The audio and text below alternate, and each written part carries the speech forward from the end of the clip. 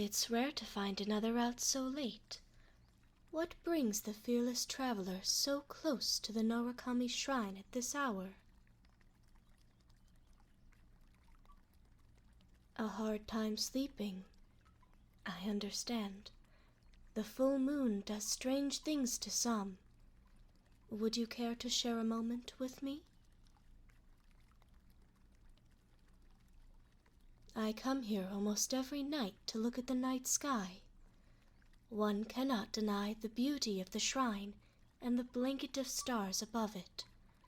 Since the moon is full as well, if you concentrate on the sea, you can see it move according to the phases. The tide is high, the waters are strong, and the waves powerful. You need not be so formal in front of me.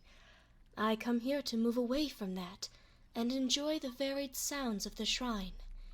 It helps me soothe the soul after a long day. Dear me, it was. I suppose I'm still catching up to speed with everything that has happened in Inazuma since my return. I yearn to look up and forget, even if it is for just a brief moment. I assume your day was long as well? Well, then why not lay down? You'll see just how brilliant the sky is through the branches of the sakura as they sway in the breeze.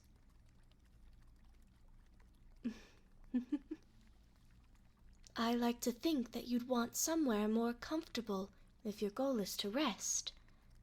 Here, you may lay on my lap. I'm sure lying on a rock will do more harm than good. Of course. I understand that most find me callous, but I hope you know that I do care about you. I'd also like to make mention that making yourself uncomfortable does no good to anyone. My lap is here, so use it.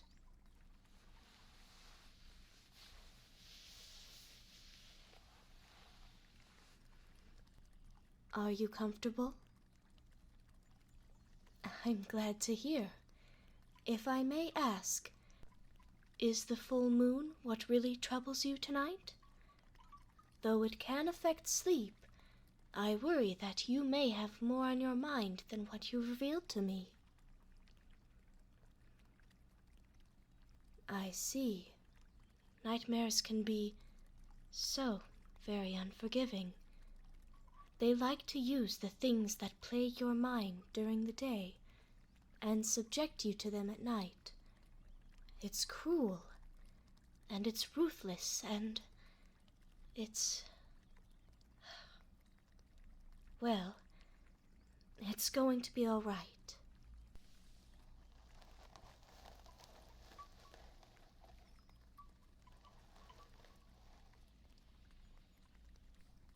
I know it's hard to chase them away. They prey on your weaknesses and terrorize you at a time when your mind should be at ease. But with a little reassurance, they tend to disappear.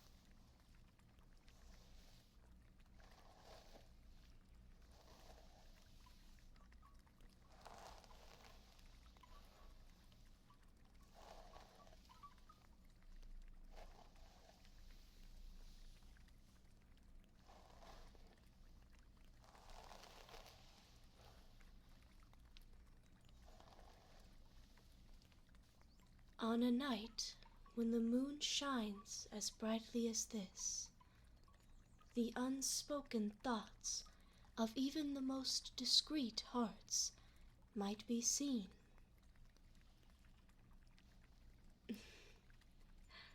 You don't see me as much of a poetry type. I understand. How cruel time can be, allowing me to forget some of the most simple pleasures.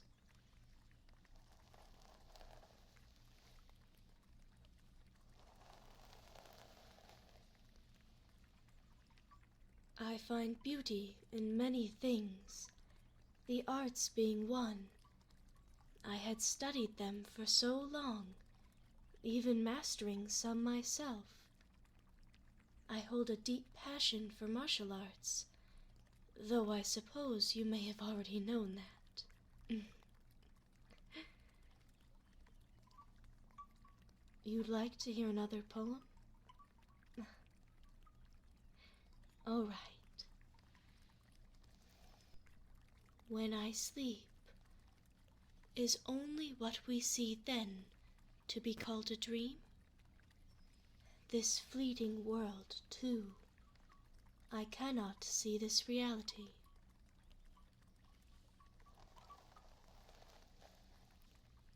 A haiku? Not quite. It is known as a waka. They are a bit longer, but still follow the numbers 5 and 7 in their patterns. That specific one I feel I've always known, though I haven't recited it in so long. It resides within me, untouched, waiting for the right moment for it to be spoken. I'm glad I was able to share it with you.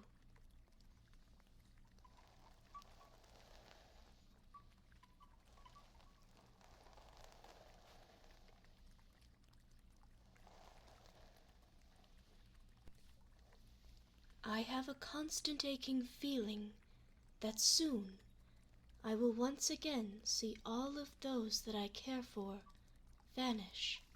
No, be ripped away. I fear that I will lose those that I treasure, and I suppose now, after lying with you under the stars, I'm afraid that I might lose you.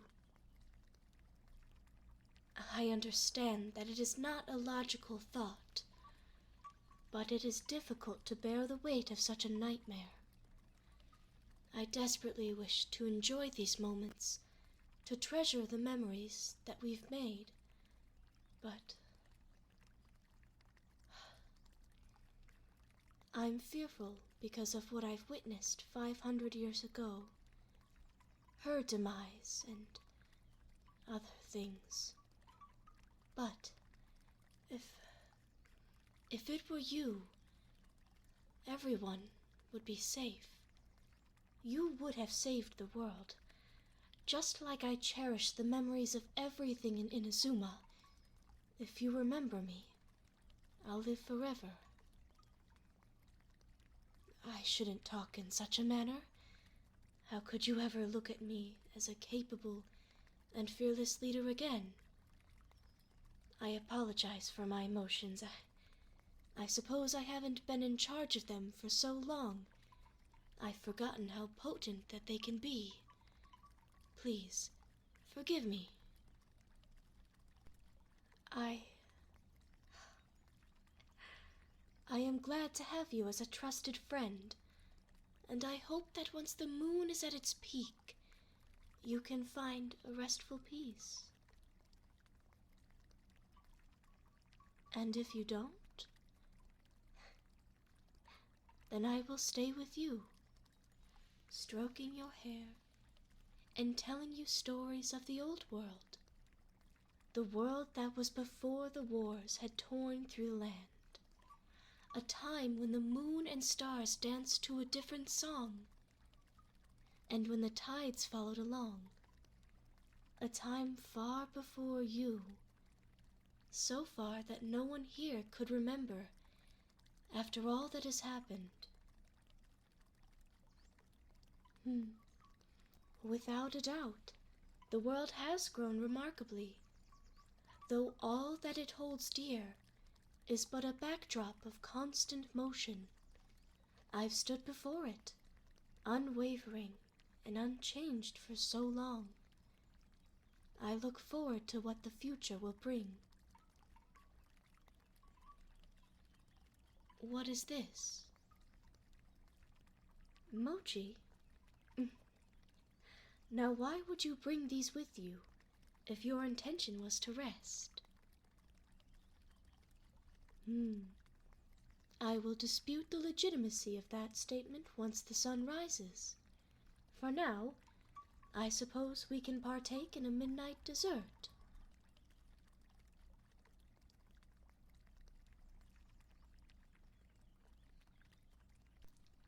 Tell me, did you intend on finding me here? Or was that merely a coincidence? I once again am having trouble finding legitimacy in your words, but I'll excuse it. Truthfully, I've missed your company. You have such a strong air of tranquility. It's similar to a warm blanket, comfortable and captivating. I'm glad I can make you feel the same. I fear my presence is too much for some. I find that I strike fear into many, even when I don't intend to at all. And, well, I can only hope that will go away with time.